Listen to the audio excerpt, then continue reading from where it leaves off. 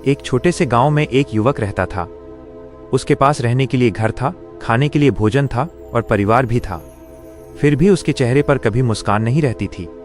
सुबह उठते ही वो सोचता, अगर आज कुछ बुरा हो गया तो? खेत में जाता तो डरता कि कहीं फसल खराब न हो जाए। घर लौटता तो सोचता कि भविष्य में क्या होगा। रात को सोने जाता तो अगले दिन की चिंता उसे सोने नहीं देती। एक दिन गांव में एक वृद्ध संत आए। युवक उनके पास पहुंचा और बोला, गुरुदेव, मेरे पास सब कुछ है, फिर भी मन हर समय चिंता से भरा रहता है। संत मुस्कुराए और बोले, कल सुबह सूर्योदय से पहले मेरे साथ जंगल चलना। अगली सुबह दोनों जंगल पहुंचे। संत ने एक विशाल बरगद के पेड़ की ओर इशारा किया और पूछा, क्या यह पेड़ चिंतित दिखाई देता है? युवक बोला, नहीं। फिर संत ने पास बहती नदी दिखाई। क्या यह नदी इस बात की चिंता करती है कि आगे रास्ते में पत्थर आएंगे? युवक ने फिर कहा, नहीं, ये तो बहती जा रही है। संत बोले, प्रकृति हमें एक बड़ा संदेश देती है। पेड़ अपना काम करता है, नदी अपना काम करती है। वे भविष्य की चिंता में अपना वर्तमान नहीं खोते, लेकिन मनुष्य ऐसी घटनाओं की चिंता करता है जो अभी हुई ही नहीं है। युवक कुछ देर तक शांत रहा। उसे पहली बार एहसास हुआ कि उसकी अधिकांश चिंताएं केवल कल्पना थीं, वास्तविकता नहीं। संत ने उसकी हथेली पर एक छोटा सा पत्थर रखा और कहा, इसे 1 मिनट तक पकड़ो। युवक ने आसानी से पकड़ लिया। संत बोले, अब इसे 1 घंटे तक पकड़कर देखो। युवक बोला, हाथ में दर्द होने लगेगा। संत मुस्कुराए, यही चिंता है। थोड़ी देर सोचना ठीक है, लेकिन उसे पूरे दिन और पूरी रात पकड़कर रखना मन को थका देता है। समस्या से ज्यादा दर्द उसे लगातार पकड़े रहने से होता है। युवक की आंखें नम हो गईं।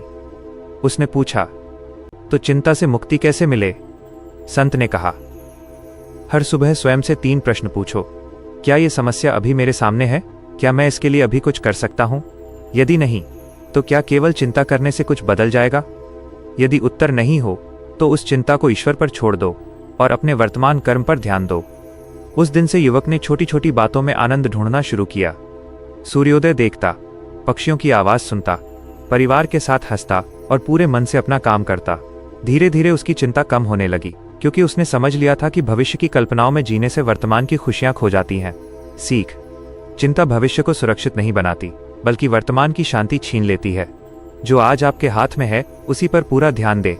यही सच्ची शांति का मार्ग है। युवक ने संत की बात अपने हृदय में बसा ली, लेकिन वर्षों से मन में बैठी चिंता एक ही दिन में जाने वाली नहीं थी।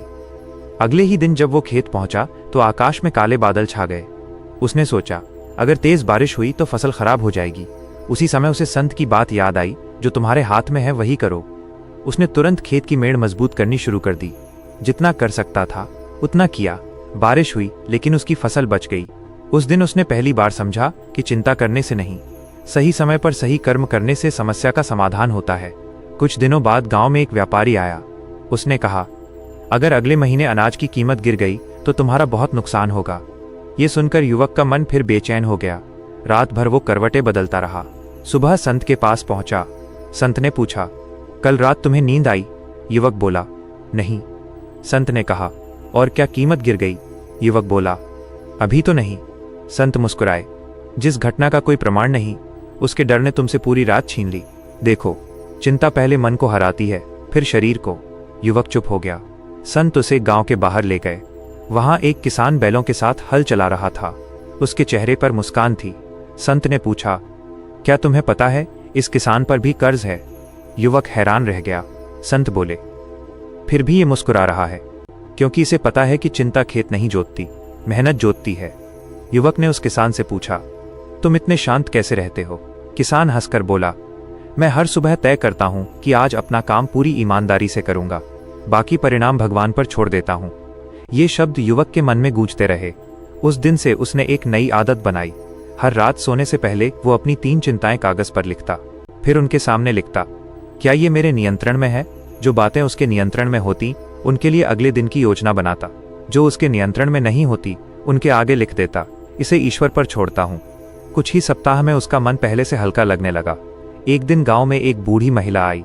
उसने युवक से कहा, बेटा, क्या तुम मेरे लिए कुएं से पानी भर दोगे? युवक तुरंत तैयार हो गया। जब वो पानी भरकर लौटा तो महिला ने कहा, तुम्हारे चेहरे पर पहले जैसी बेचैनी नहीं दिखती। युवक मुस्कुराया और बोला, पहले मैं हर समय आने वाले कल में जीता था, अब मैं आज में जीना सीख रहा हूं। महिला ने आशीर्वाद देते हुए कहा, यही जीवन का सबसे बड़ा धन है। समय बीतता गया। अब गांव के लोग भी उससे सलाह लेने आने लगे। जो भी चिंता में डूबा होता, युवक उसे वही बात कहता, अपने हाथ का काम मत छोड़ो, भविष्य की चिंता से वर्तमान का सुख मत खो। धीरे धीरे पूरा गांव बदलने लगा। लोग शिकायत कम और कर्म अधिक करने लगे। शाम को सब मिलकर बैठते, हंसते, बातें करते और भगवान का स्मरण करते। एक दिन संत ने युवक से पूछा, अब बताओ, चिंता कहाँ गई? युवक मुस्कुराया और बोला, चिंता पूरी तरह खत्म नहीं हुई गुरुदेव, वह कभी कभी आज भी आती है, लेकिन अब मैं उसे अपने मन का मालिक नहीं बनने देता। मैं उसे अतिथि की तरह आने देता हूँ और फिर शांत मन से विदा कर देता हूँ। संत की आंखों में संतोष था। उन्होंने कहा, यही जीवन की सबसे बड़ी साधना है, चिंता को मिटाना नहीं बल्कि उस पर विजय पाना। एक दिन संत ने युवक से कहा, अब समय आ गया है कि तुम केवल अपनी चिंता नहीं बल्कि दूसरों की चिंता भी हल्की करना सीखो। युवक ने विनम्रता से पूछा, गुरुदेव, मैं ऐसा कैसे कर सकता हूँ? संत बोले, जिसने अपने मन को समझ लिया वही दूसरे के मन को भी समझ सकता है।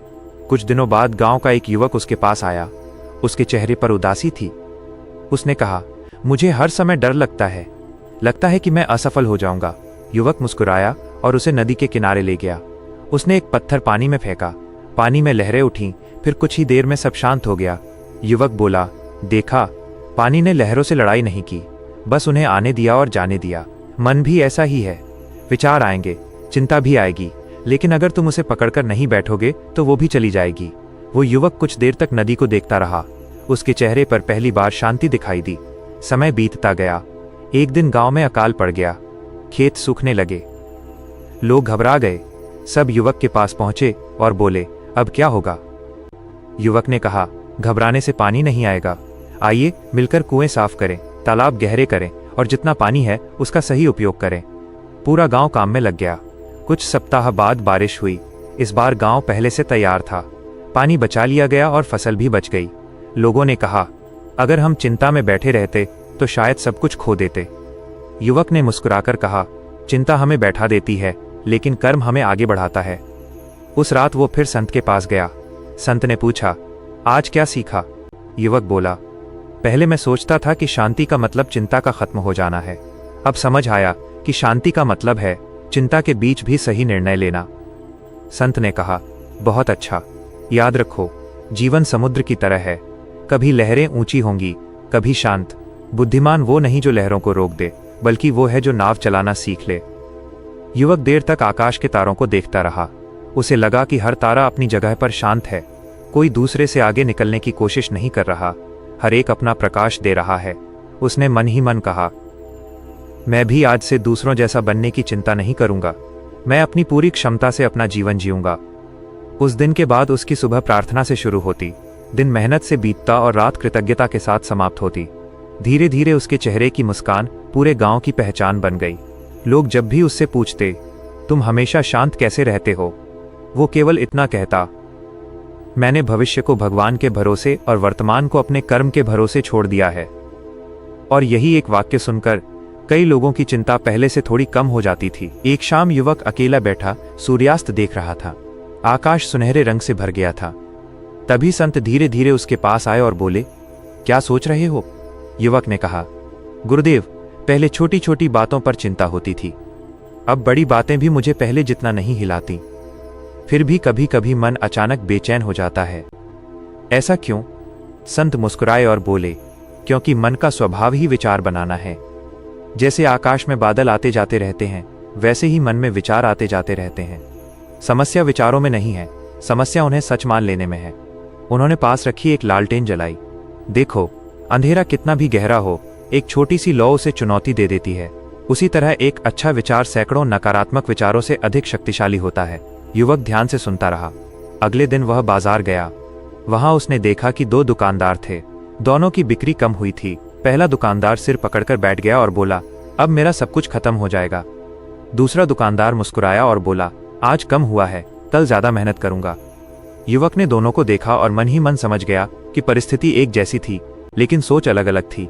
शाम को उसने संत से पूछा, क्या चिंता परिस्थिति से पैदा होती है? संत ने उत्तर दिया, नहीं, चिंता परिस्थिति से कम और हमारी सोच से ज्यादा पैदा होती है। उन्होंने एक बीज युवक की हथेली पर रखते हुए कहा, इस छोटे से बीज में विशाल वृक्ष बनने की शक्ति छिपी है, लेकिन अगर ये हर समय डरता रहे कि कहीं आंधी ना आ जाए, कहीं बारिश ज्यादा न हो जाए, तो क्या ये कभी पेड़ बन पाएगा? युवक बोला, नहीं गुरुदेव। संत ने कहा, मनुष्य भी ऐसा ही बीज है, जो डर में जीता है वो अपनी क्षमता को कभी नहीं पहचान पाता। उस दिन से युवक ने एक नया नियम बना लिया। जब भी चिंता आती वो तुरंत अपने आप से कहता, अभी इस क्षण मैं सुरक्षित हूँ, अभी इस क्षण मैं सांस ले रहा हूँ, अभी इस क्षण मैं कुछ अच्छा कर सकता हूँ। धीरे धीरे उसका मन वर्तमान में टिकने लगा। कुछ महीनों बाद एक यात्री गांव में आया। उसने युवक से पूछा, मैंने सुना है कि तुम चिंता दूर करने का उपाय बताते हो, मुझे भी बताओ। युवक मुस्कुराया और उसे गांव के बाहर ले गया। वहां एक आम का पेड़ था। पेड़ पर सैकड़ों फल लगे थे। युवक ने कहा, क्या तुमने कभी इस पेड़ को अपने फलों की चिंता करते देखा है? यात्री ने कहा, नहीं, ये बस अपनी जड़ों को मजबूत करता है। जब जड़ें मजबूत होती हैं तब फल अपने आप आते हैं। फिर युवक बोला, मनुष्य भी अगर अपने चरित्र, मेहनत और विश्वास की जड़ों को मजबूत करे तो सफलता और शांति अपने समय पर आ जाती है। यात्री की आंखों में चमक आ गई। उसने कहा, आज मुझे समझ आया कि मैं फल की चिंता करता रहा, जड़ों की नहीं। युवक मुस्कुराया। उसने आसमान की ओर देखा और मन ही मन भगवान का धन्यवाद किया। उसे अब समझ आ चुका था, चिंता भविष्य को नहीं बदलती, लेकिन विश्वास और कर्म भविष्य की दिशा बदल सकते हैं। उस रात गांव में हल्की बारिश हुई। बारिश की बूंदों की आवाज सुनते हुए युवक ने आंखें बंद की। अब उसके मन में डर नहीं था, केवल एक गहरा विश्वास था, जो होना है वो होगा, लेकिन मैं हर परिस्थिति में अपना श्रेष्ठ कर्म करता रहूंगा। यही सच्ची शांति है। कहानी यही नहीं रुकती। अगले अध्याय में युवक के जीवन में ऐसी घटनाएं आती हैं जो उसके धैर्य, विश्वास और मन की शांति की सबसे बड़ी परीक्षा लेती हैं, और वहीं से उसकी सीख और भी गहरी होती जाती है।